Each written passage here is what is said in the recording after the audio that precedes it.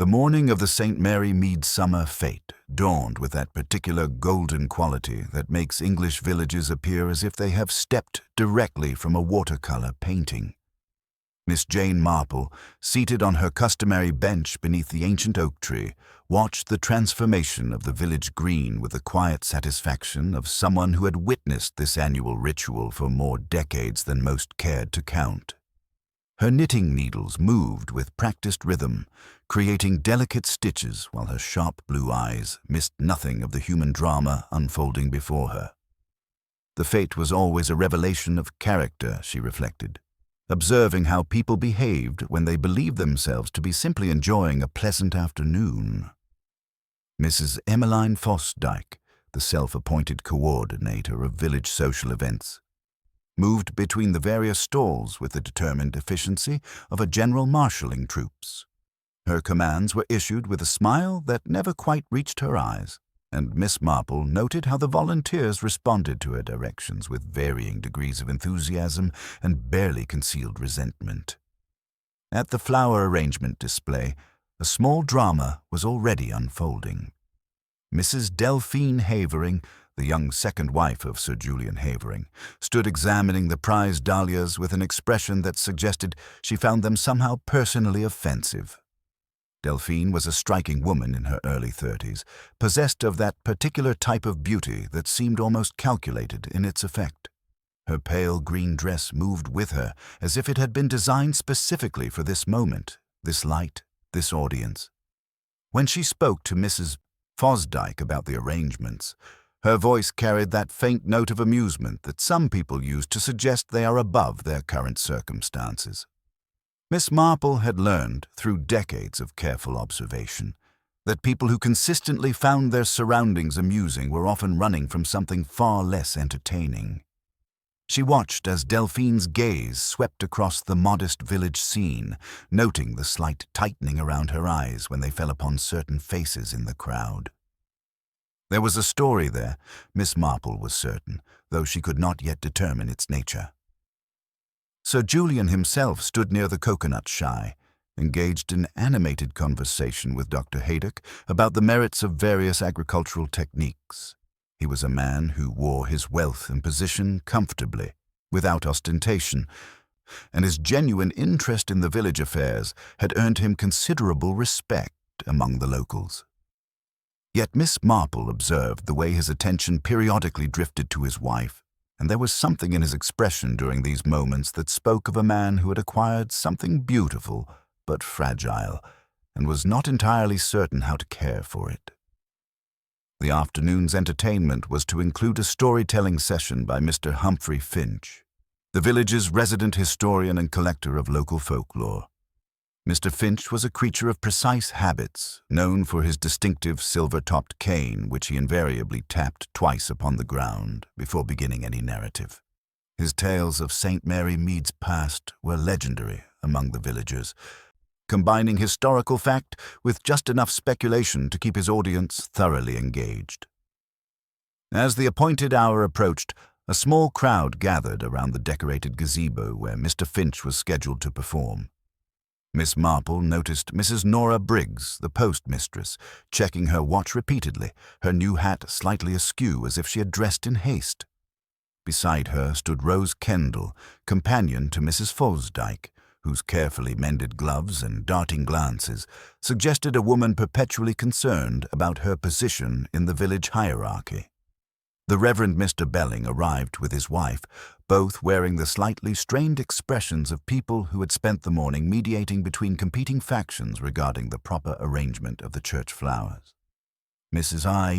Belling carried herself with the particular grace of someone who had learned to navigate village politics without making enemies, while her husband bore the slightly bewildered air of a man who had discovered that organizing a simple fete required the diplomatic skills of an international negotiator.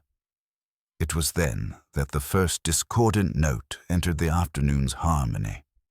From somewhere near the refreshment tent came the sound of raised voices, though the words were indistinct.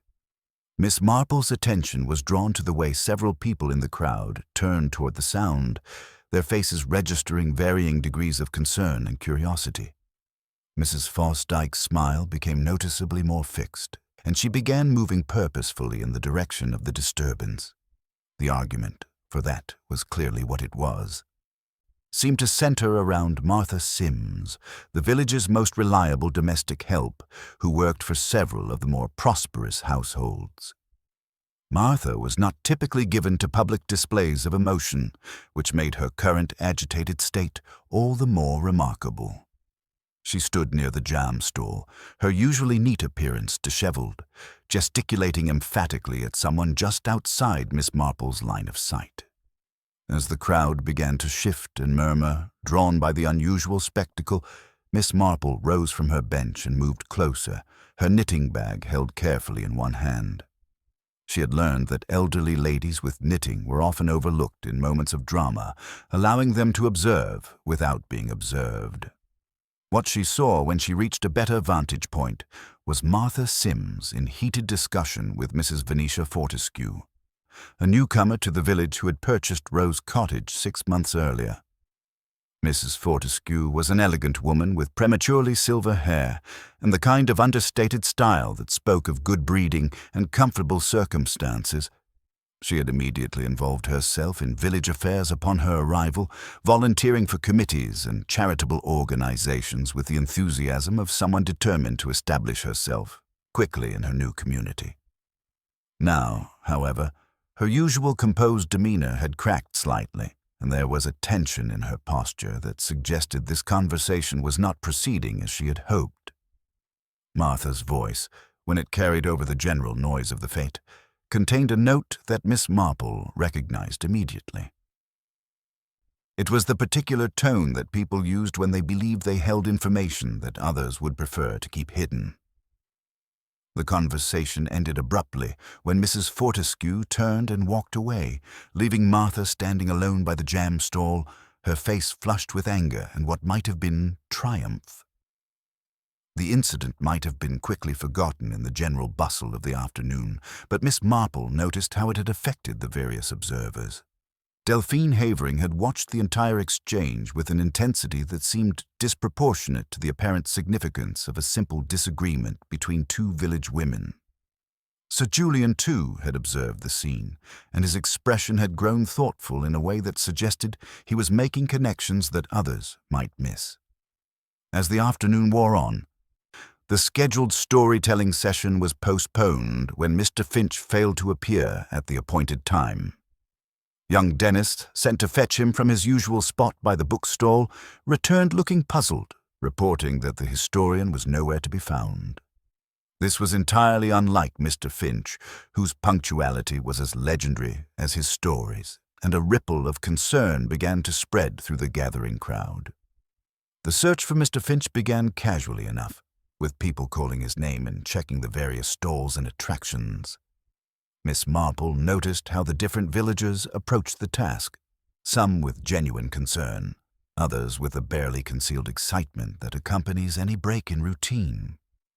Mrs. Fosdyke organized the search with her usual efficiency, dispatching volunteers to cover different areas of the common and the surrounding grounds. It was during this search that the afternoon took its fatal turn. The sound came from the direction of the old rectory grounds, a sharp knock followed by another, then silence. The sound was distinctive enough to make several people pause and look toward its source, though none could immediately identify what had caused it. Miss Marple, however, recognized the rhythm immediately. It was the same pattern that Mr. Finch used with his cane: 2 deliberate taps, a pause, then 2 more. Young Timothy, one of the searchers, emerged from the overgrown shrubbery bordering the rectory with his face pale and his hands trembling. In his grip was Mr. Finch's distinctive silver-topped cane, broken cleanly in 2 pieces, but of Mr. Humphrey Finch himself there was no sign at all. The cheerful sounds of the fete began to fade as word of the discovery spread, replaced by an ominous quiet that seemed to settle over the village green like an unwelcome fog. Miss Marple stood very still, her knitting forgotten in her hands, as she processed what she had observed throughout the afternoon. The argument between Martha Sims and Mrs. Fortescue, the tension she had noticed in various faces, the way certain people had reacted to the sound of those two deliberate knocks. In her experience, when someone disappeared so completely and so suddenly, leaving behind only a broken walking stick and the echo of their most distinctive habit, it usually meant that someone had taken very careful steps to ensure they would not be found. The hand that had knocked twice, she reflected, might not have belonged to Mr. Finch at all. And if that were the case, then the pleasant afternoon fete had become something far more sinister than anyone yet realized. As the police were summoned and the crowd began to disperse in uneasy clusters, Miss Marple found herself thinking about the various secrets that every village harbored, and wondering which of St. Mary Mead's carefully buried truths had finally demanded to be heard. The arrival of Inspector Slack from Much Benham brought with it the familiar bustle of official investigation, complete with notebook flipping and the sort of methodical questioning that always seemed to make innocent people appear guilty. Miss Marple positioned herself on her customary bench, close enough to observe the proceedings while maintaining the appearance of an elderly lady, simply waiting for the unpleasantness to pass. Her knitting resumed its steady rhythm, though her attention remained entirely focused on the inspector's approach and the responses it elicited from her fellow villagers. Inspector Slack was a man who believed in direct solutions to complex problems, a philosophy that had served him adequately in cases involving straightforward motives and obvious suspects. He began by examining the broken cane with Dr. Haydock, who pointed out that the break was remarkably clean, occurring at a point where the grain ran straight. Snapped over a knee or a rail, the doctor observed, his voice carrying farther than intended. Not the sort of damage a simple fall would cause. The words drew a small gasp from Mrs. Belling and sent a ripple of unease through the gathered crowd. What particularly caught Miss Marple's attention was Dr. Haydock's discovery of a sticky residue on the silver knob, which carried the distinct scent of citrus. When the doctor murmured, "Orange, bitter orange," Martha Sims bristled defensively. "It's a fate," she declared with unnecessary sharpness. "Everything's sticky here." Yet Miss Marple noticed that beneath the common jam and candy sweetness, there was something more refined about the scent. Something that spoke of expensive toiletries rather than kitchen preserves. The questioning moved systematically through those who had been closest to Mr. Finch during the afternoon. Mrs. Nora Briggs, the postmistress, provided what proved to be a crucial piece of information. She revealed that Mr. Finch had received a registered letter that very morning, and his reaction upon reading it had been one of tremendous excitement. "He said something about people finally seeing," she reported, her voice dropping to a conspiratorial whisper. "He had his cane in his hand, and did that little tap-tap thing he always does, as if he'd just finished reading the most important book of his life." This revelation cast the historian's disappearance in an entirely different light. Miss Marple observed how various villagers reacted to this information, noting the way Mrs. Fortescue's composed expression tightened almost imperceptibly, and how Martha Sims's defensive posture became even more pronounced. Delphine Havering, who had been listening with apparent casual interest, suddenly became much more attentive, though she attempted to disguise her increased focus by adjusting her pale green dress. Young Dennis, when questioned more thoroughly about his search for Mr. Finch, provided another significant detail. He had actually seen the historian near the old rectory ruins approximately 30 minutes before the scheduled storytelling session. Most importantly, Dennis was certain that Mr. Finch had not been alone. A second figure, whose identity the boy could not determine from his distant position, had been standing in the shadows of the crumbling stone walls. This information sent a visible shiver through several listeners, particularly Sir Julian, whose usual composure showed signs of strain.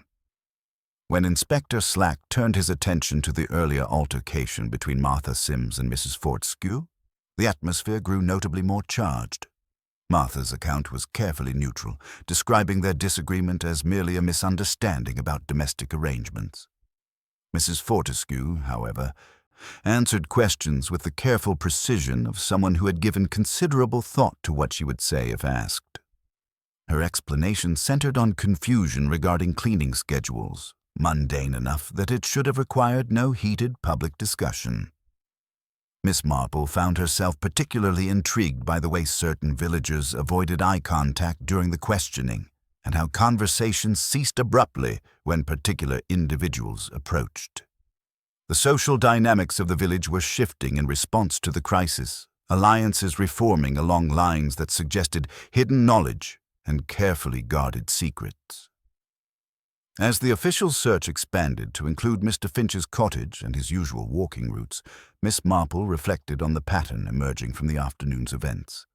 The registered letter, the mysterious second figure, the deliberately broken cane with its telltale scent, and the theatrical nature of the double knock all suggested careful planning rather than spontaneous violence. Someone had wanted Mr. Finch's disappearance to be discovered in a particular way, at a particular time, with particular evidence left behind. The question that intrigued her most was whether this elaborate staging was meant to conceal the truth or, paradoxically, to reveal it in a way that would implicate someone other than the actual perpetrator. The hand that had knocked twice, she was increasingly certain, had not belonged to Humphrey Finch at all. The search of Mr. Finch's cottage proved far more revealing than Inspector Slack had initially anticipated, though not in ways that provided immediate answers to the historian's disappearance.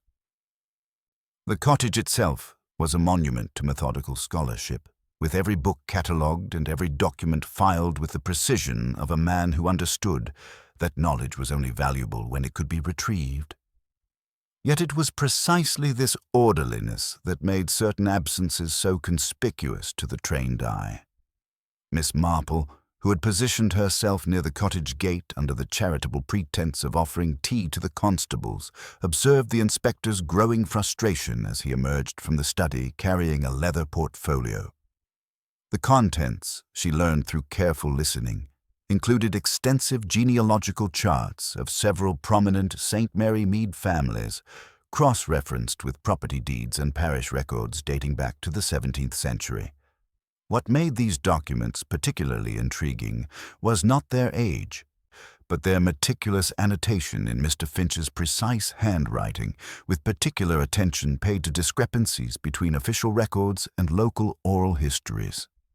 The registered letter, when finally located among the papers on Finch's writing desk, bore a London postmark and the seal of Pemberton, Whitfield and Associates, a firm of solicitors specializing in historical property disputes.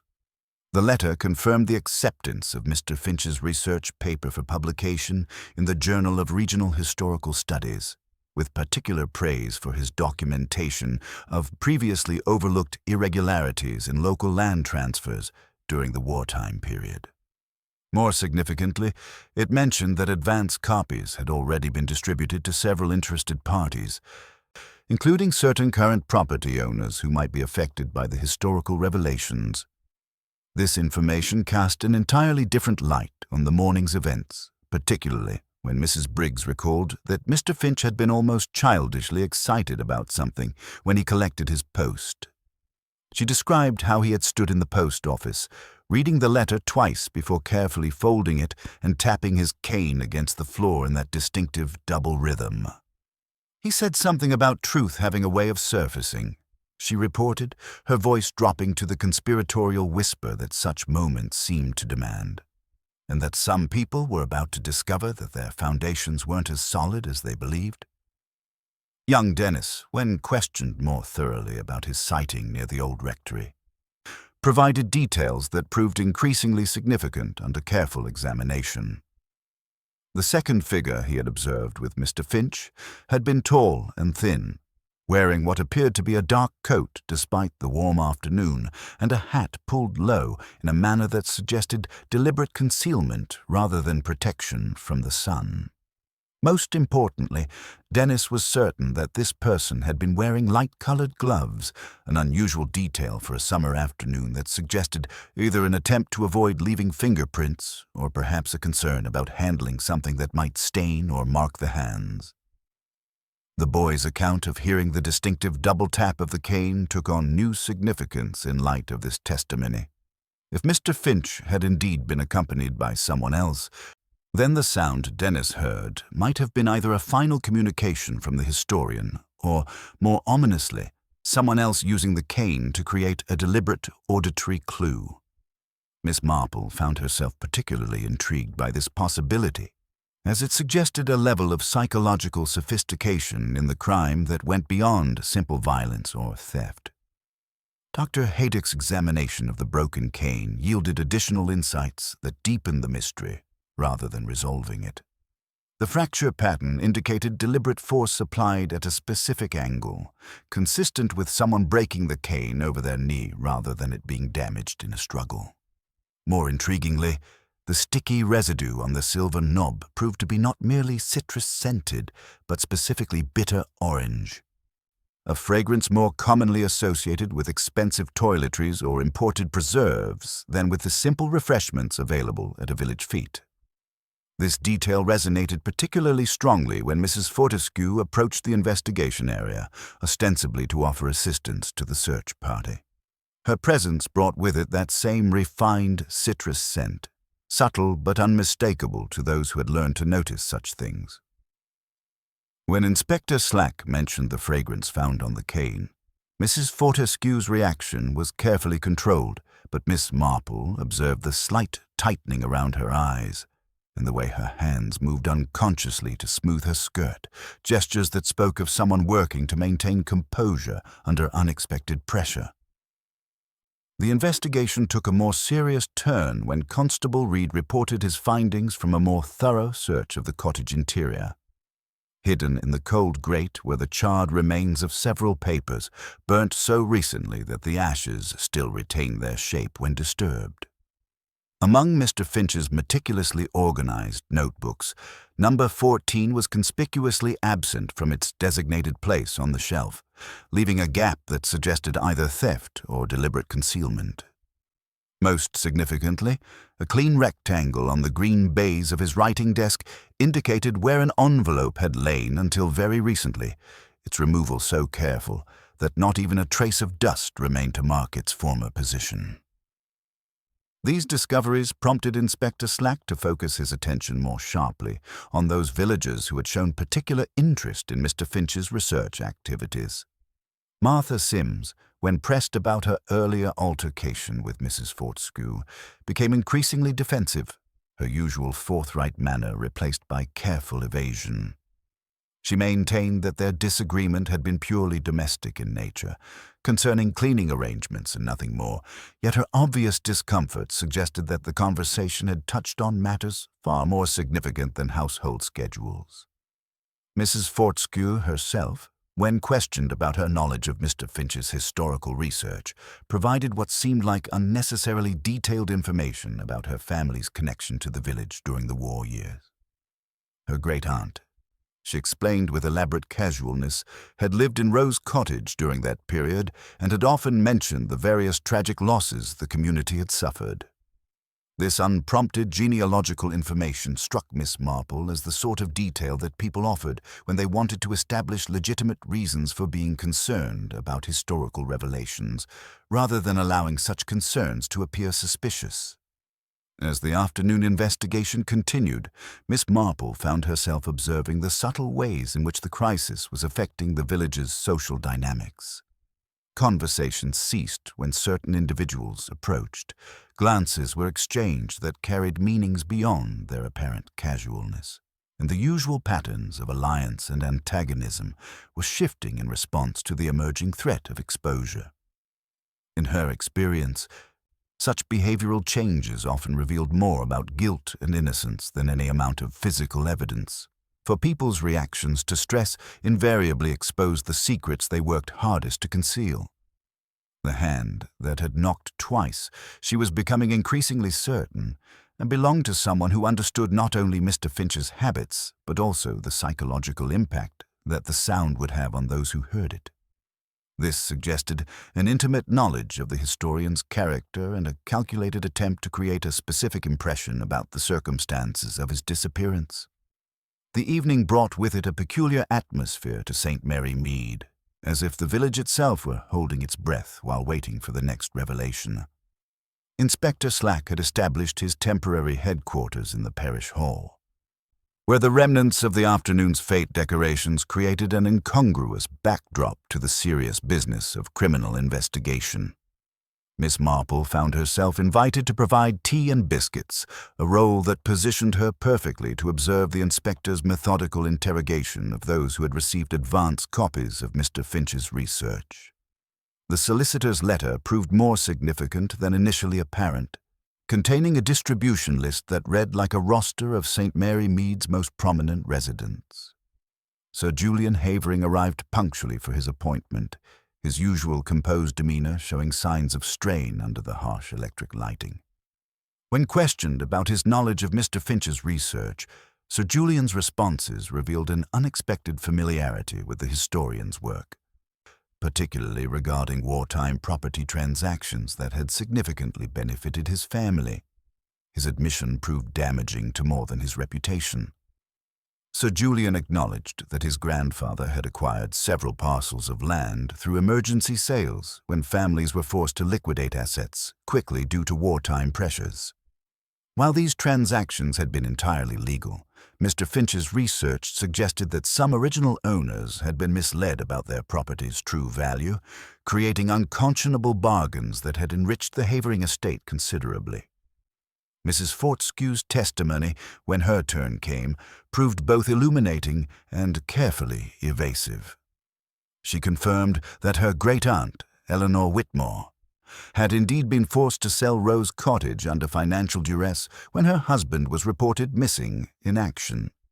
The sale had been to an intermediary who subsequently transferred the property to the Havering estate for a sum considerably higher than what her great-aunt had received. Her explanation for returning to St. Mary Mead centered on sentimental attachment, yet Miss Marple detected something rehearsed in her delivery, as if she had anticipated such questions. More significantly, Mrs. Fortescue admitted to several conversations with Mr. Finch about his research, describing them as friendly exchanges about local history. Yet when pressed about specific content, she became notably vague, speaking of general wartime hardships rather than particular property transactions. This evasiveness took on new meaning when Constable Reed reported discovering Mr. Finch's missing notebook beneath fallen masonry at the old rectory, its final entry describing a planned meeting with someone identified only as V.F. to discuss final verification of the Whitmore transaction details. When confronted with this evidence, Mrs. Fortescue acknowledged arranging to meet Mr. Finch that afternoon, claiming he had failed to appear at their agreed location. Her explanation involved providing family documents to clarify her great-aunt's property sale, information she preferred to share privately rather than publicly. Yet Miss Marple found herself troubled by inconsistencies in this account, particularly Mrs. Fortescue's failure to mention seeing the mysterious second figure that Dennis had witnessed. Martha Simms's testimony cast both Sir Julian and Mrs. Fortescue in more suspicious light. She revealed that her heated exchange with Mrs. Fortescue had concerned more than cleaning arrangements. Mrs. Fortescue had approached her with intrusive questions about her family's wartime experiences, particularly regarding her grandmother's forced land sale to the Havering estate. Most damaging was Martha's revelation that Mrs. Fortescue had specifically inquired about Mr. Finch's research methods and whether he had spoken to older villagers about their wartime memories. Inspector Slack, however, began focusing his attention on Martha herself, viewing her emotional responses as evidence of guilt rather than genuine distress. Her family's historical connection to disputed land transactions provided him with the motive he sought, and her passionate denials only seemed to confirm his suspicions. "He was digging into things that should have stayed buried," Martha exclaimed, her voice rising. "Things that hurt people. It wasn't right." To Slack, this outburst resembled a confession. To Miss Marple, it sounded like the raw emotion of someone unjustly threatened. The village began to whisper about Martha Sims, their suspicions encouraged by official attention and long-buried resentments about social position and family secrets. Yet Miss Marple observed how this obvious solution satisfied everyone's desire for swift resolution while ignoring crucial evidence that pointed elsewhere. The bitter orange scent, the carefully staged broken cane, the theatrical timing of the double knock, all suggested a more sophisticated intelligence than Martha possessed. As the evening's questioning concluded, Miss Marple reflected on the emerging pattern of deception.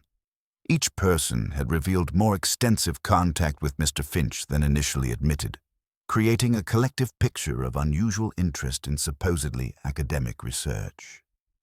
The hand that had knocked twice was beginning to reveal itself through accumulating evidence of guilty knowledge, yet she sensed the most crucial revelations remained hidden beneath layers of carefully prepared lies. The evening's formal interrogations had left an atmosphere of unease settling over St. Mary Mead like morning mist, and Miss Marple found herself unable to retire to her sitting room with her customary cup of cocoa and evening knitting. Instead, she found herself drawn to take what she described to herself as a constitutional, though her route happened to lead past several locations of particular interest to the day's investigation. The village streets, normally deserted by this hour, showed signs of unusual activity, with lights burning in windows where darkness typically reigned, and the occasional figure moving between houses, with the furtive haste of people conducting business they preferred to keep private. Her first stop, entirely by coincidence she would have insisted if questioned, was Rose Cottage, where warm light spilled from the front windows despite the late hour.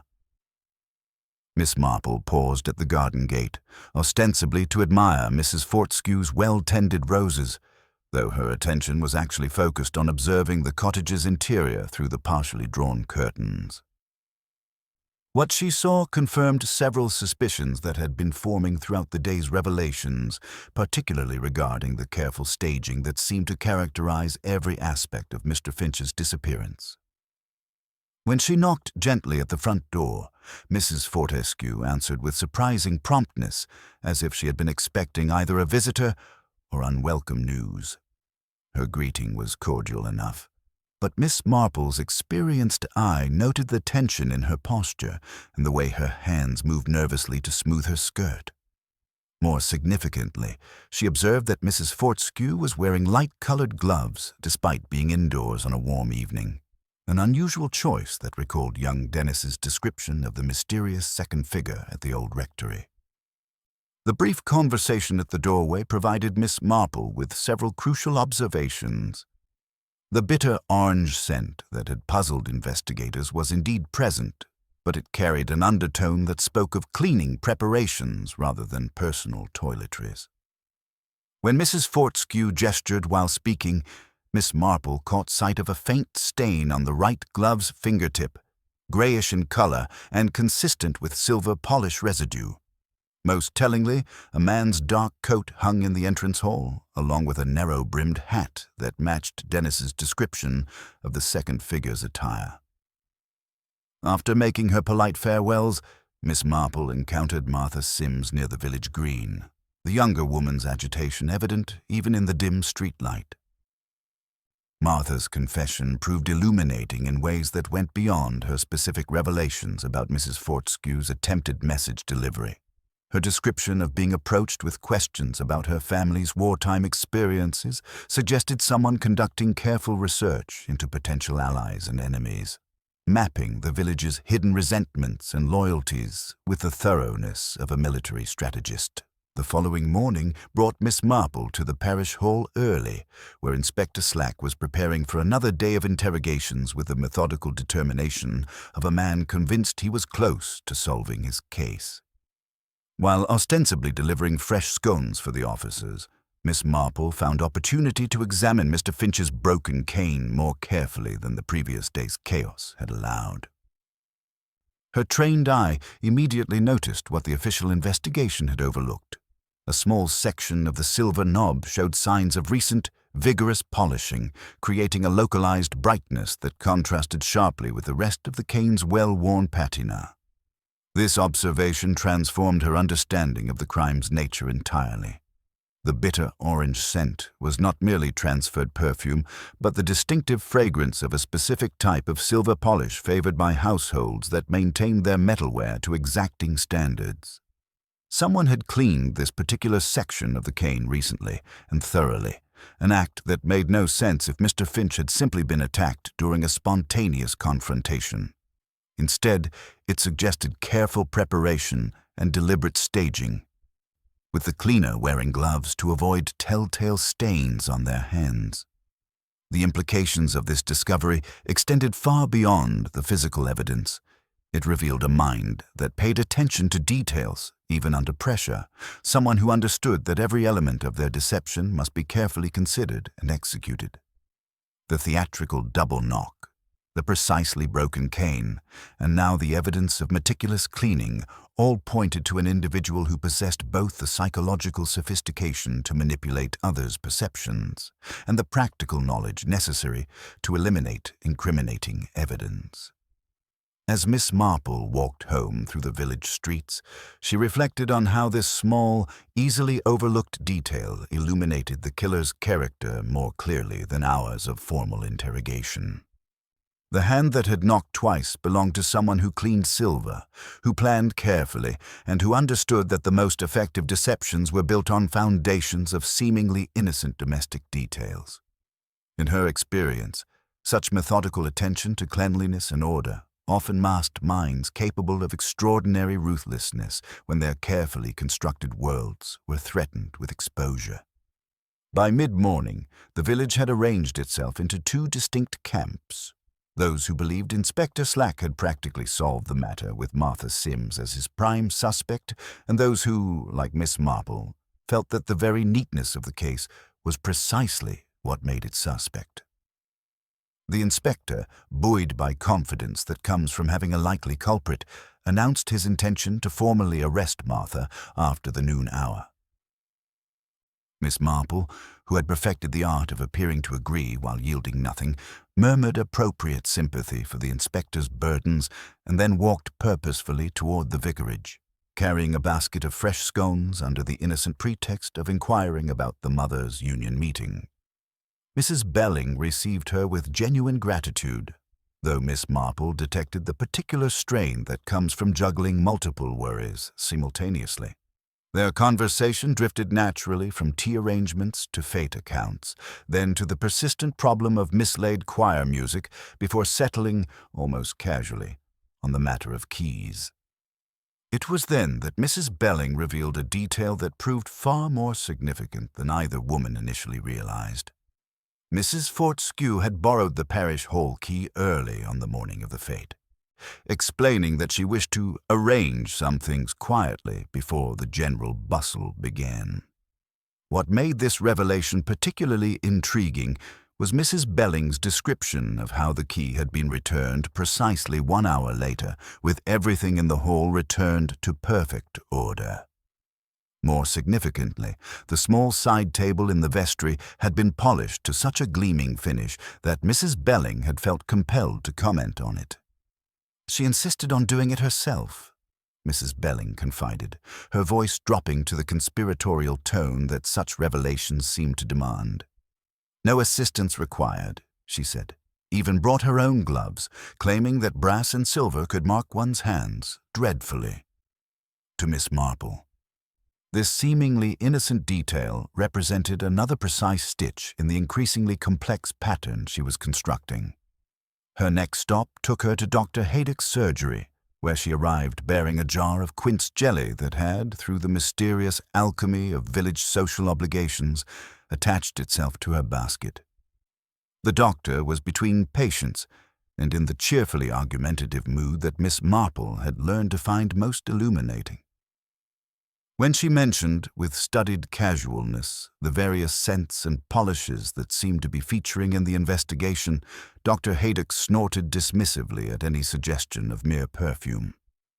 "Polish, not scent," he declared with characteristic bluntness. "One of those proprietary preparations with bitter orange essence. I encountered it at Rose Cottage last week when Mrs. Fortescue summoned me for a fainting spell." She had been at her sideboard with considerable energy, and those candlesticks could have served dinner upon their surfaces. He paused, his expression growing more thoughtful. Saw the bottle again yesterday when I washed my hands in her scullery. Light-coloured gloves on the draining board, and cleaning cloths as black as sin with tarnish. This information transformed Miss Marple's understanding of the previous day's events entirely. The bitter orange scent on Mr. Finch's cane was not merely transferred perfume or cleaning residue, but evidence of deliberate and recent polishing by someone who habitually wore gloves for such work. Combined with young Dennis's description of the mysterious second figure wearing light-coloured gloves despite the warm weather, a picture was emerging of someone who planned meticulously and attended to details even under extreme pressure. Her contemplation was interrupted by an encounter with Mrs. Briggs, who emerged from the post office with a particular expression that announced significant news before words could convey it. Someone had slipped an unstamped envelope through the post office door during the early morning hours, addressed in careful, stilted handwriting to the police authorities. Inside was a single sheet torn from a notebook, written in what appeared to be Mr. Finch's precise hand, detailing an appointment for the fete day. Meet VF by the old rectory wall. 2 knocks to signal arrival. Bring papers. Inspector Slack, when presented with this evidence, pronounced it damning confirmation of his suspicions about Martha Sims, though he seemed puzzled by the initials that clearly pointed elsewhere. Miss Marple, examining the note with the careful attention she reserved for crucial evidence, observed several troubling inconsistencies. Mr. Finch invariably dated his correspondence, yet this note bore no date. More significantly, his characteristic flourishes were absent, particularly the distinctive barbed cross-stroke on his letter F, which here appeared oddly restrained and uniform. The afternoon brought an unexpected visitor to Miss Marple's garden in the form of Delphine Havering, who approached with that particular combination of casualness and underlying purpose that suggested a conversation long planned but carefully disguised as spontaneous. Delphine's striking beauty seemed, if anything, more pronounced in the afternoon light, though Miss Marple noted the tension around her eyes that spoke of sleepless nights and considerable anxiety. Their conversation, ostensibly about organizing support for Martha Sims's legal defense, quickly revealed far more complex undercurrents. Delphine described her husband's increasing agitation over Mr. Finch's historical research, his late-night meetings with various villagers to assess potential allies and enemies, and, most disturbingly, his unexplained absence during the crucial period when the historian had vanished. She had discovered mud on his shoes and grass stains on his clothing upon his return, evidence that suggested movement through rough terrain rather than simple attendance at a village fete. Yet even as Delphine painted this incriminating picture of her husband's behavior, Miss Marple detected something rehearsed in her delivery, as if she were reciting carefully prepared lines rather than sharing spontaneous concerns. The younger woman's apparent vulnerability created a compelling performance, but Miss Marple had learned to look beyond surface impressions, to recognize the calculating intelligence that might lie beneath such studied innocence. As evening approached and the investigation continued its methodical progression, Miss Marple found herself reflecting on how each person she had encountered was attempting to direct suspicion toward others while carefully concealing their own potential involvement. The hand that had knocked twice belonged to someone who understood human psychology well enough to manipulate an entire village's perceptions, someone who could plan multiple steps ahead while maintaining the appearance of innocent concern. The silver polish residue, the carefully forged note, the theatrical timing of the double knock, and the meticulous attention to cleaning even under pressure, all pointed to a mind that valued appearances above almost everything else. In Miss Marple's extensive experience with human nature, such obsessive concern with maintaining propriety often masked personalities capable of extraordinary ruthlessness when their carefully constructed worlds faced the threat of exposure. The question that remained was not simply Who possessed the strongest motive for Mr. Finch's removal? But who combined that motive with the particular blend of intelligence, opportunity, and cold-blooded determination necessary to execute such an elaborate deception while maintaining the facade of shocked innocence that the situation demanded? The morning following Miss Marple's evening constitutional brought with it the sort of minor domestic crisis that often precipitates major discoveries. Mrs. Belling arrived at the parish hall early to supervise the removal of fete equipment, only to find Mr. Cranshaw, the village carpenter, engaged in an increasingly heated battle with the storage hatch beneath the stage platform. The mechanism, which had operated smoothly for decades, now refused to yield despite his considerable efforts and increasingly colorful language. Miss Marple, who had developed the habit of taking her morning constitutional past locations of particular interest, arrived at the hall just as Mrs. Belling was summoning additional assistance. The small crowd that gathered included several villagers whose reactions to this seemingly minor inconvenience proved more revealing than their words. Mrs. Fortescue appeared with suspicious promptness, as if she had been expecting some sort of commotion, while Martha Sims hung back with the particular reluctance of someone who feared what might be discovered. When the hatch finally yielded to Mr. Cranshaw's determined efforts, it did so with a resistance that spoke of something substantial pressing against it from within. The distinctive scent that emerged was immediately recognizable to those who had been following the investigation closely. That same bitter orange fragrance, now concentrated and unmistakable, rose from the cramped space beneath the stage like an accusation made manifest. Dr. Haydock's examination of the scene was swift but thorough, his professional composure masking what Miss Marple recognized as genuine shock at finding Humphrey Finch arranged with such domestic care beneath the parish hall stage. The historian's body showed no signs of violent struggle, suggesting either surprise or the involvement of someone he had trusted completely. More significantly, the positioning indicated that he had been placed there with considerable attention to propriety, his limbs arranged as if he were merely sleeping rather than dead. The physical evidence surrounding the discovery proved even more illuminating than the body itself. A length of stout twine stained with the green paint used on the hall's curtain ties lay partially concealed beneath a stage support.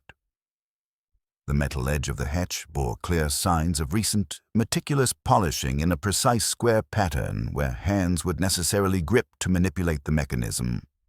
Most tellingly, caught in the bristles of a cleaning brush that had been left near the vestry door was a small fiber of pale suede, the sort used in expensive cleaning gloves. Mrs. Belling's revelation about the hall keys proved crucial to understanding the crime's logistics.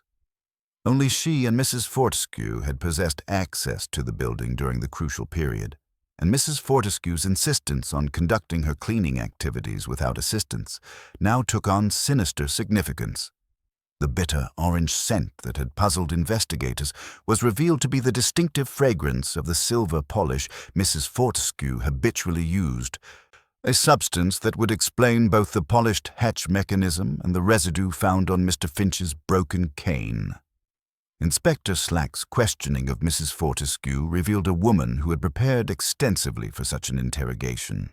Her explanations for every aspect of her involvement were plausible and delivered with the calm precision of someone who had rehearsed them thoroughly.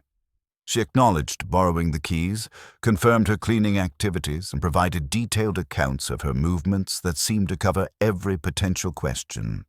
Yet Miss Marple observed that this very completeness was itself suspicious, for innocent people rarely possessed such comprehensive memories of routine activities.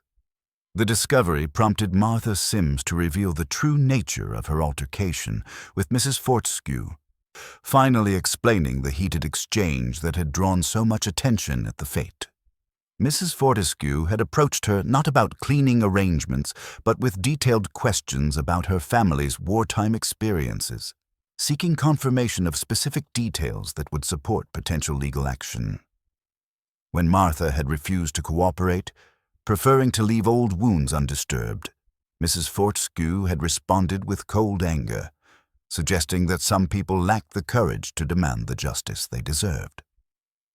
This revelation cast Mrs. Fortescue's character in an entirely different light, revealing someone who viewed the village's residents as potential sources of evidence rather than neighbors deserving consideration.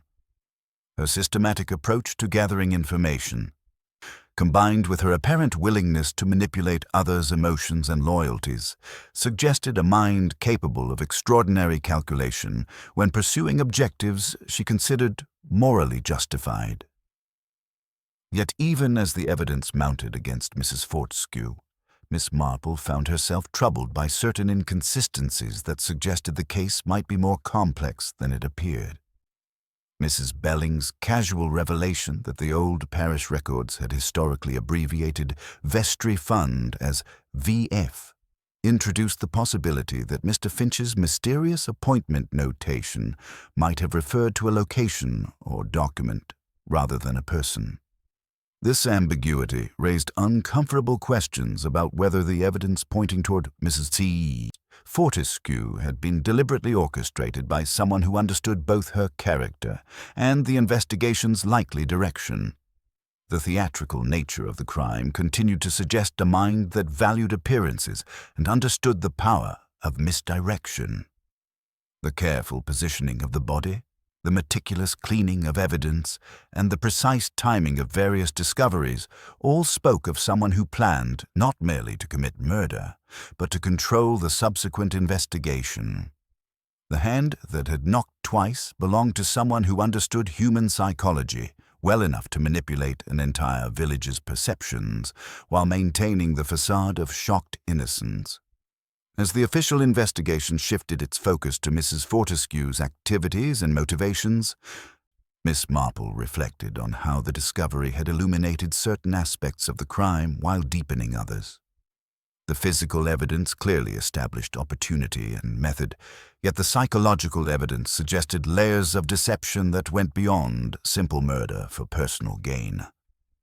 In her extensive experience with human nature, she had learned that the most dangerous criminals were often those who convinced themselves that their noble ends justified whatever means they chose to employ, making them particularly ruthless because they felt no guilt about their actions. The question that remained was whether they were pursuing the right person for the right reasons, or whether the very neatness of the case against Mrs. Fortescue was precisely what should make them most suspicious of its accuracy. The discovery beneath the parish hall transformed Inspector Slack's approach to the investigation, lending him the confidence of a man who believed the final pieces were falling into place. Mrs. Fortescue was summoned for formal questioning with the sort of methodical efficiency that characterized all of Slack's professional endeavors, yet Miss Marple observed that the accused woman's demeanor suggested someone genuinely bewildered by the turn of events rather than someone caught in a carefully constructed deception. While the inspector conducted his interrogation in the parish hall, Miss Marple found herself drawn to examine the vestry more carefully, ostensibly to assist Mrs. Belling with organizing the disrupted fate materials. The lingering scent of bitter orange polish hung in the air like an accusation, and the brass fittings gleamed with the sort of excessive brightness that spoke of recent, vigorous attention. What captured Miss Marple's interest most particularly was the parish ledger lying open on the clerk's desk, its brown cloth cover worn smooth by decades of handling. A careful examination revealed that a page had been removed with surgical precision, the cut so clean and careful that only the faintest fuzz at the binding betrayed its recent removal. The missing sheet, judging by the chronological sequence, would have documented transactions during the crucial wartime period when so many property transfers had occurred under duress. More significantly, the end papers contained multiple notations in various clerical hands, showing the abbreviation VF used consistently throughout the historical records to denote Vestry Fund, rather than any individual's initials. This discovery cast Mr. Finch's mysterious appointment notation in an entirely different light, suggesting that his meeting had been arranged around documents or records rather than with Mrs. Fortescue personally. The revelation troubled Miss Marple sufficiently that she sought out the Reverend Belling. who confirmed that only a few people possessed sufficient familiarity with the parish's historical record-keeping to understand such archaic abbreviations. His casual mention that Mrs. Fortescue had insisted on cleaning the vestry thoroughly after the previous day's excitement now took on more sinister implications, particularly when combined with his observation that the work had required unusual attention to the brass fittings and candlesticks. Sir Julian's arrival to discuss committee matters provided Miss Marple with another crucial piece of information. When questioned about the parish hall's mechanical difficulties, he demonstrated with casual expertise how the troublesome storage hatch could be managed by a single person using the curtain ties as leverage. His explanation revealed intimate knowledge of the building's quirks, gained through years of involvement with village theatricals and harvest pageants. Most significantly, his demonstration left faint traces of green paint on the vestry papers, the distinctive color used on the hall's stage curtains and the same shade that had stained the twine found near Mr. Finch's body.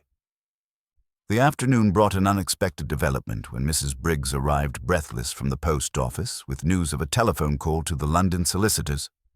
Someone claiming to be Mr. Finch had contacted Pemberton, Whitfield and Associates the previous evening, requesting withdrawal of his research article for reasons of community harmony. The caller had provided accurate personal details when challenged, yet the village telephone operator remembered the call particularly because of the educated voice and the distinctive double-tapping sound that had carried clearly down the wire. Most damaging was the timing. The call had been placed from the kiosk near the Blue Boar, well after most villagers had retired, at an hour when the genuine Mr. Finch was already deceased. This revelation prompted Miss Marple to arrange what she described as a small social gathering, inviting Sir Julian, Delphine, and Mrs. Fortescue for afternoon tea, under the charitable pretense of discussing support for those affected by the tragedy. The atmosphere in her drawing room was charged with unspoken tensions, each guest maintaining careful composure while watching the others for signs of weakness or revelation. Miss Marple's approach was characteristically indirect, beginning with gentle reminiscences about Mr. Finch's scholarly habits and his distinctive mannerisms. When she mentioned the historian's double tap as a sort of personal code for marking significant discoveries, she observed how each guest reacted to this seemingly innocent observation. Mrs. Fortescue appeared genuinely puzzled, as if hearing about this habit for the first time, while Sir Julian's attention remained focused on his teacup with studied casualness. It was Delphine's reaction that proved most revealing. Her carefully maintained composure showed the first signs of strain when Miss Marple began discussing the mysterious VIFL notation and its potential meanings. The suggestion that the abbreviation might refer to historical documents rather than personal initials brought visible relief to Mrs. Fortescue's features, yet caused Delphine to shift uncomfortably in her chair, her hand moving unconsciously to smooth her skirt in a gesture that spoke of mounting anxiety. Miss Marple's gentle probing revealed additional disturbing information about Delphine's background and motivations. Under the guise of casual conversation about newcomers to the village, she drew from Delphine admissions about her extensive research into local families and property histories. What emerged was a picture of someone who had approached her marriage to Sir Julian with calculated determination, conducting genealogical investigations that went far beyond romantic interest in a suitor's background. Most damaging was Delphine's acknowledgement that she had initially presented herself under a different name, claiming distant family connections to justify her detailed knowledge of local affairs. Her familiarity with document authentication techniques and historical research methods suggested capabilities that extended well beyond casual hobby interests.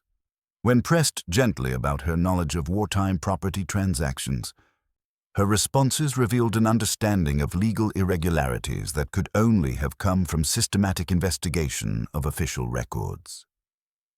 The conversation's most significant moment came when Miss Marple observed, with deceptive mildness, how clever people often used others' expectations to create misleading impressions.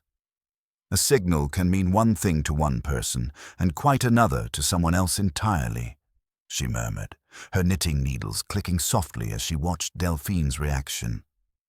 The younger woman's composure finally cracked visibly, her hand trembling as she reached for her teacup, causing the delicate china to chime against its saucer.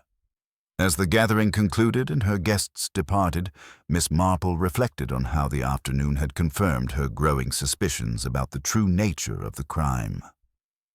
The hand that had knocked twice belonged to someone who understood not only Mr. Finch's personal habits, but also the psychological impact such familiar sounds would have on those who heard them. The systematic misdirection of evidence, the careful manipulation of village suspicions, and the theatrical staging of crucial discoveries all pointed to a mind that had planned not merely murder, but the subsequent investigation itself. The question that remained was not simply who possessed the strongest motive for eliminating Mr. Finch, but who combined that motive with the particular blend of intelligence, opportunity, and ruthless calculation necessary to execute such an elaborate deception while maintaining the facade of shocked innocence that the circumstances demanded. In Miss Marple's extensive experience with human nature, the most dangerous criminals were often those who convinced themselves that their noble ends justified whatever means they chose to employ, making them particularly ruthless because they felt no guilt about their actions. Evening settled upon St. Mary Mead with the particular quality of stillness that follows significant revelations, as if the village itself were holding its breath while its residents processed the implications of the afternoon's discoveries. Miss Marple found herself unable to settle with her customary needlework, her mind too occupied with the intricate pattern of deception that was finally beginning to reveal its true design. Instead, she embarked upon what she termed an evening constitutional, though her route followed a deliberate pattern that would allow her to observe certain locations under the forgiving cover of dusk. Her first destination was the parish hall, where she had arranged to meet the Reverend Belling under the charitable pretense of discussing memorial arrangements for Mr. Finch. The building held an atmosphere of recent disturbance, and Miss Marple's trained eye immediately noted several details that the day's official investigation had overlooked. Near the vestry door lay a slim volume bound in red cloth, its pages filled with handwritten notes about theatrical productions and stage management. The margins contained precise annotations in a fine, determined hand. 2 taps for readiness. Pause, then enter. And most significantly, signal must carry to back row. The discovery transformed her understanding of the crime's theatrical elements entirely. Someone had not merely borrowed Mr. Finch's distinctive double tap as a cruel mockery, but had studied its dramatic effectiveness as a signal that would carry meaning to multiple listeners. The precision of the annotations suggested someone with considerable experience in managing staged performances, someone who understood that the most effective cues were those that seemed natural while serving calculated purposes. Mrs. Briggs's breathless arrival with news of yet another forged communication provided additional confirmation of Miss Marple's developing theory. The latest message, slipped under the post office door during the night hours, bore Mr. Finch's carefully imitated handwriting but contained subtle improvements that spoke of a forger growing more confident with practice. Most significantly, the paper bore the distinctive watermark of expensive stationery, the sort used by households that maintained extensive correspondence with London solicitors and genealogical societies. When Miss Marple examined the document more carefully, she observed that the ink showed signs of having been blotted with fine tissue paper, creating the slightly irregular edges that characterized genuine fountain pen writing. Yet the pressure variations were too consistent, lacking the natural fluctuations that occur when someone writes spontaneously rather than copying carefully from prepared text. The hand that had created this forgery possessed both artistic skill and considerable patience, qualities that suggested someone accustomed to maintaining elaborate deceptions over extended periods. Her evening walk took her past Havering Hall, where warm light spilled from the morning room windows despite the late hour. Through the partially drawn curtains, Miss Marple observed Delphine Havering engaged in what appeared to be correspondence. Her elegant figure bent over the writing desk with the focused attention of someone conducting important business. More significantly, the silver-handled paper knife that lay beside her correspondence bore the distinctive bright square near its handle that spoke of recent, vigorous polishing with the same bitter orange preparation that had marked so much of the physical evidence. When Miss Marple knocked gently at the front door, Delphine answered with a sort of composure that suggested she had been expecting either visitors or unwelcome news. Their conversation, conducted in the intimate atmosphere that evening encounters encourage, revealed layers of character that daylight interactions had concealed. Under Miss Marple's gentle questioning, delivered with the apparent aimlessness that made it particularly effective, Delphine acknowledged far more extensive research into local genealogy than she had previously admitted.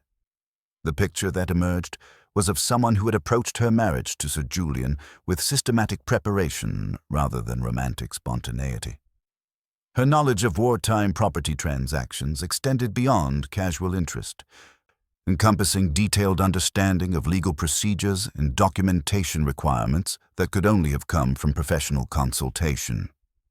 Most damaging was her admission to maintaining correspondence with multiple historical societies and legal firms, research that had begun years before her arrival in St. Mary Mead and suggested purposes far beyond simple curiosity about her husband's family background.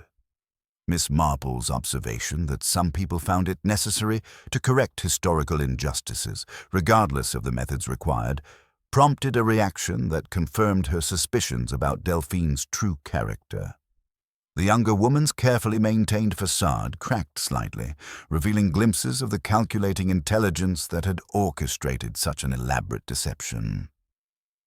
Her response carried the particular tone that people use when they believe their noble ends justify whatever means they choose to employ, a dangerous combination of self-righteousness and ruthless determination. Most significantly, Delphine's explanation for her presence in the village revealed connections that went far beyond the casual relationship she described to her husband and neighbors. Her acknowledgement that her family had historical ties to local property disputes, combined with her obvious familiarity with parish records and legal documentation, suggested someone who had spent considerable time preparing for a campaign of historical revision that would benefit her personally while appearing to serve the cause of justice. As their conversation concluded and Delphine returned to her correspondence with renewed composure, Miss Marple reflected on how the evening had confirmed her growing understanding of the crime's true nature. The hand that had knocked twice belonged to someone who possessed not only the intelligence to plan multiple steps ahead, but also the theatrical sensibility to understand how familiar sounds and carefully staged discoveries would affect an entire community's perceptions. The question that remained was not simply who had committed the murder, for the evidence was pointing increasingly clearly in one direction, but rather how to demonstrate that guilt in a manner that would satisfy both legal requirements and the village's need for resolution.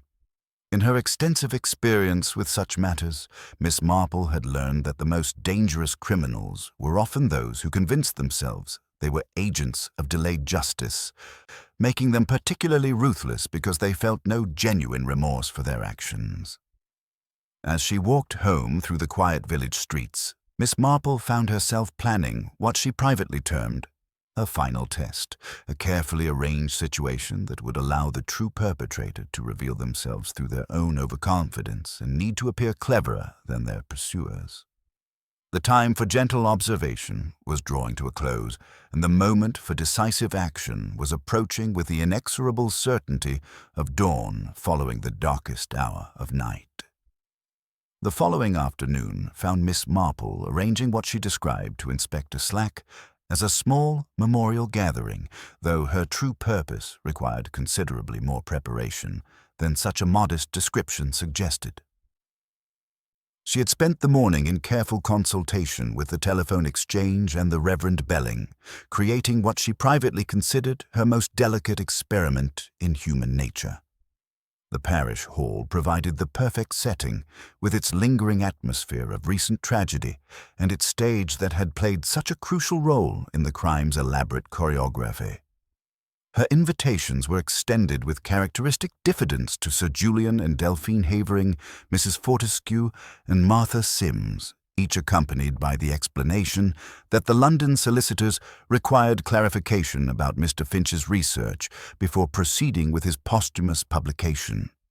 Inspector Slack, positioned discreetly near the vestry door, had agreed to observe without interference, though his expression suggested considerable skepticism about Miss Marple's unconventional methods.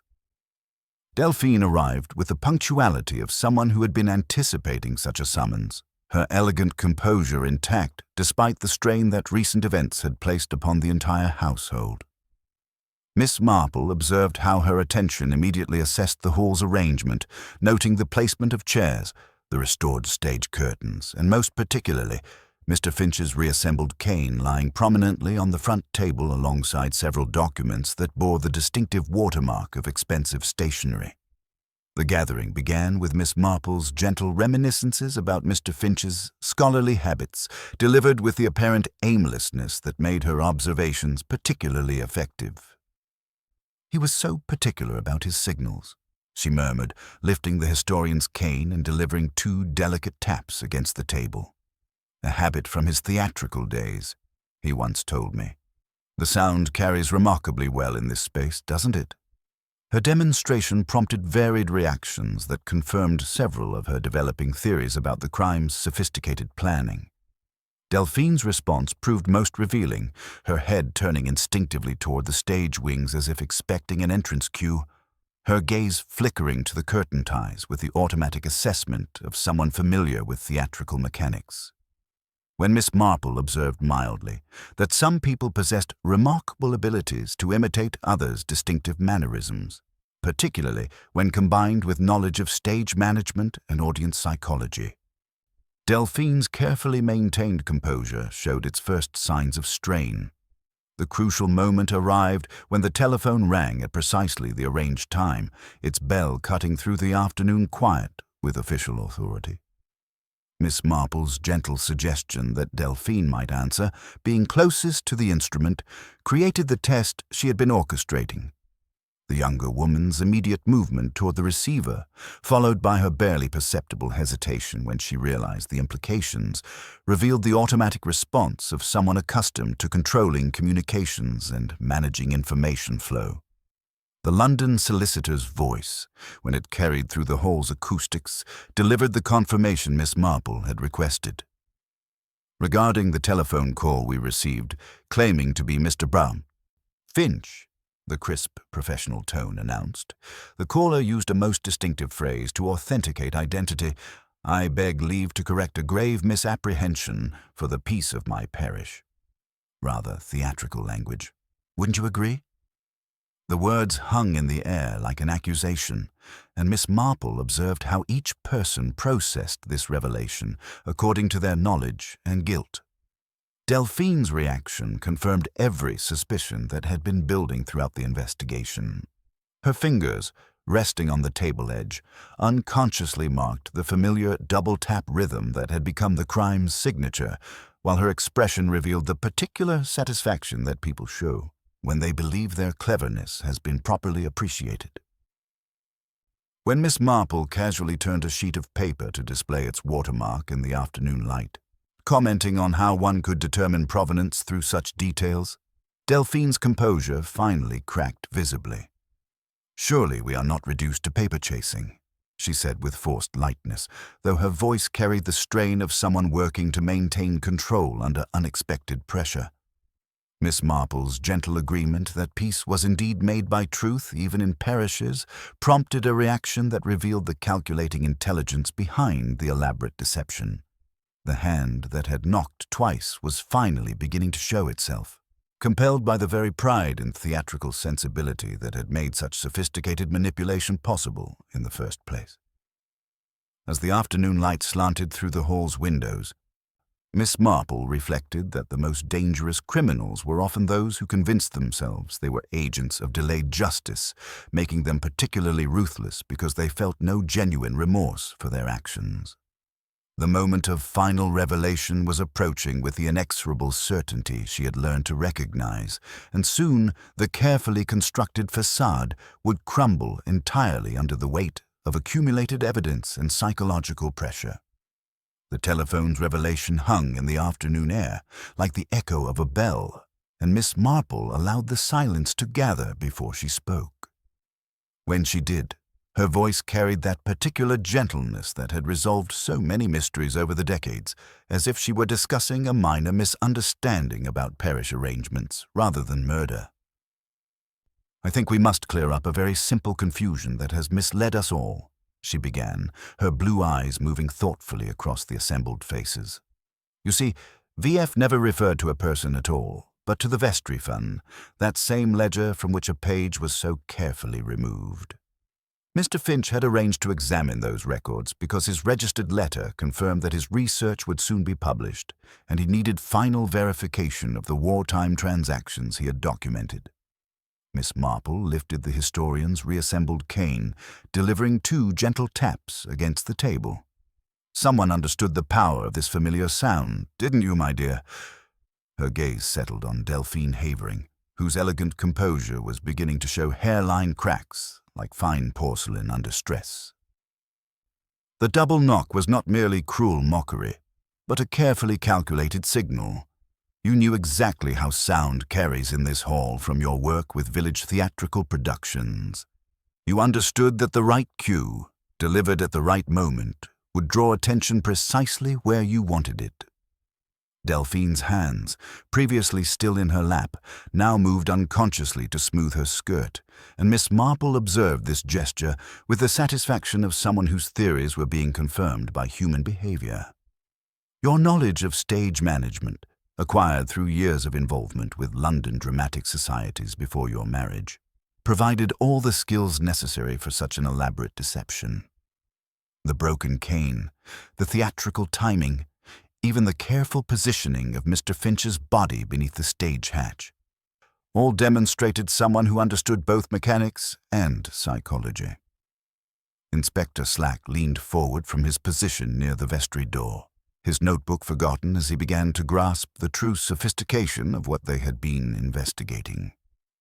Miss Marple continued with relentless gentleness, each observation delivered like a carefully placed stitch in an increasingly complex pattern. The bitter orange scent that puzzled everyone was indeed from silver polish, but applied with deliberate precision while wearing those light-colored gloves that young Dennis observed. You cleaned specific portions of the cane to remove evidence, just as you polished the parish hall hatch mechanism to eliminate signs of forced entry.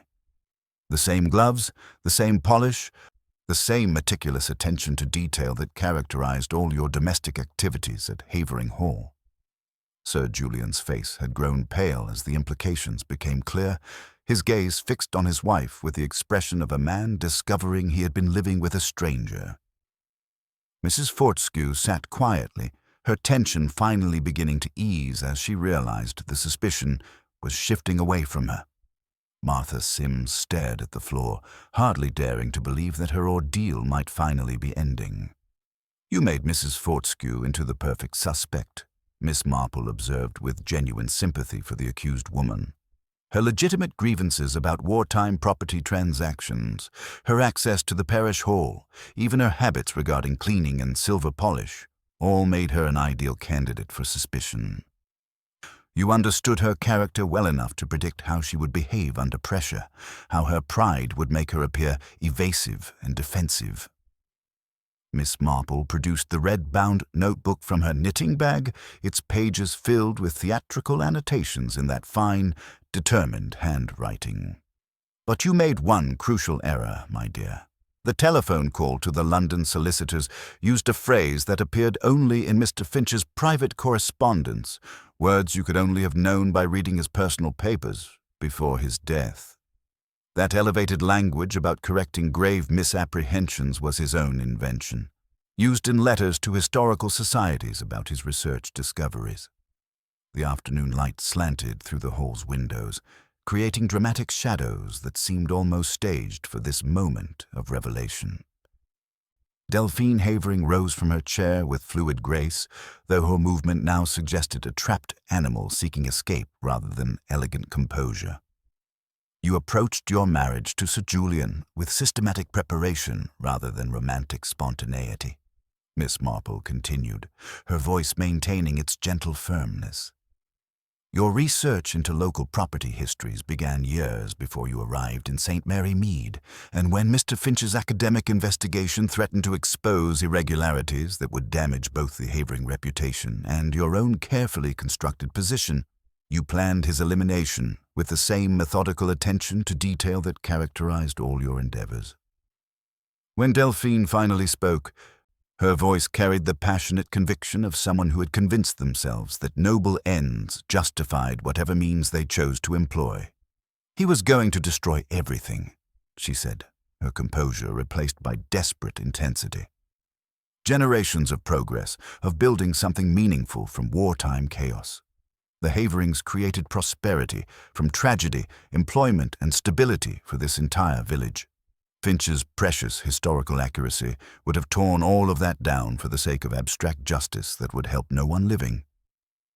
Miss Marple nodded with genuine understanding, recognizing the dangerous combination of intelligence and self-righteousness that made such people particularly ruthless. You convinced yourself that you were protecting the greater good, that Finch's revelations would cause more harm than his death. But murder is never justified by such calculations, my dear, no matter how noble the motives appear to those who commit it.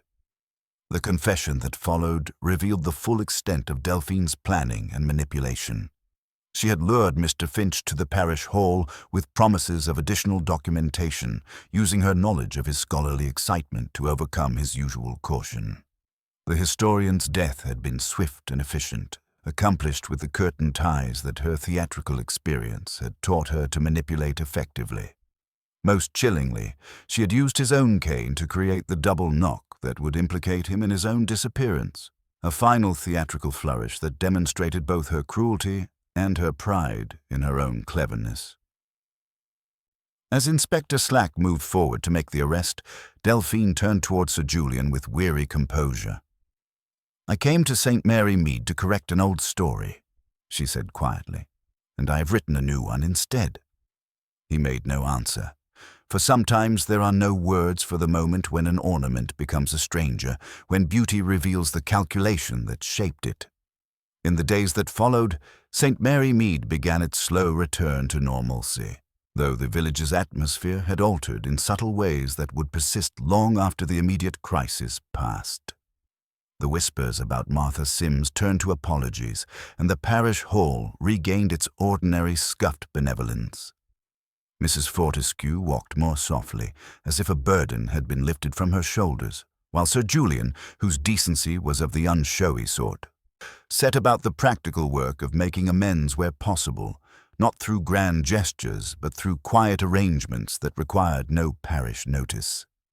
Miss Marple, sitting once more beneath the ancient oak with her knitting, watched the patterns of village life settle into their accustomed rhythms.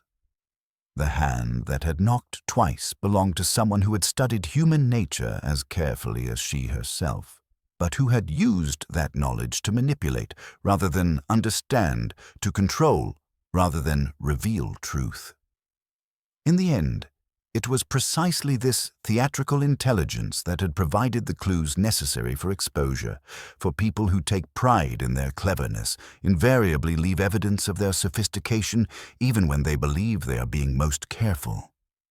As evening settled over St. Mary Mead with its familiar golden light, Miss Marple reflected that there would be another fete and another small drama by a refreshment stall, and other acts of both kindness and cruelty that never find their way into official records. Of human nature, she had learned almost nothing from declarations and everything from habits, from the small unconscious gestures that reveal character more clearly than any amount of careful speech. Such stories would always find their way to her bench, she knew, so long as villages had gatherings and people had secrets worth protecting at any cost.